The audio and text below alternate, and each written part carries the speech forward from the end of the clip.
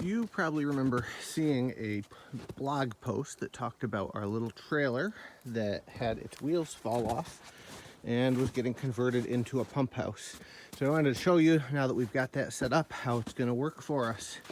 These are the tubing lines that come in from the woods. You can see that they extend back into the woods, and they're pitched all the way to the top of the hill so that the sap will always run downhill. And they come right here. We've got a quick disconnect if we need to unhook them to drain a line or something, and a shut-off valve. These are off right now because we don't want anything coming into our system. This would be like moisture from temperature changes or condensation. So the sap will enter the trailer through these two holes we drilled and then sealed in the front. When we come around to the back, we'll enter kind of the bulk of the pump house. And here is what we've been working so hard on. This is our releaser. The tubing lines come into the back of the releaser.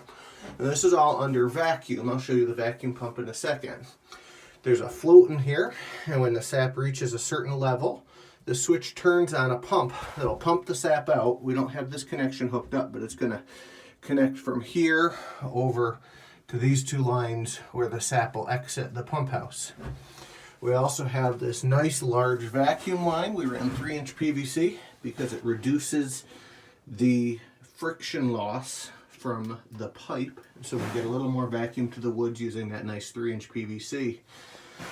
We have this large tank in here. This actually has nothing to do with the sap, but it'll house the sealing fluid. We use a liquid ring pump that relies on having a liquid, in this case it's a water mixture, that rotates through the pump to create the vacuum. And you can see that enters our pump down here at the bottom, goes through the pump, and then returns to the tank along with any air that's extracted. And that's what that line going through the front of the trailer is there. It'll let the air exit the trailer and the tank. And so then out here we have our liquid ring vacuum pump. It's powered by a 5-horse Honda motor.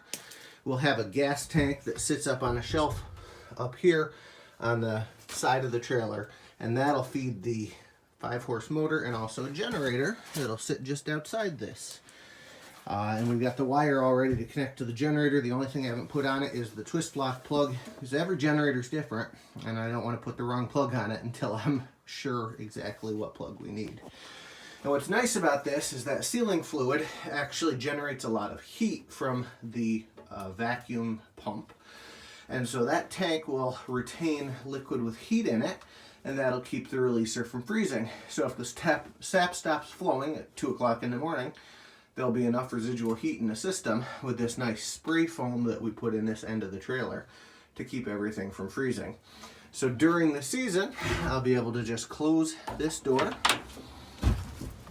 Closes nice and hard so that we get a good seal. And I'll close it later, I guess. And then we'll be able to leave the vacuum pump out here running with these back doors open. We'll get good exhaust from that so that the exhaust gases don't build up, and they're isolated from the sap. And out here we've got those two lines exiting the releaser, and those will go to a 1,000-gallon tank that'll sit off to the side.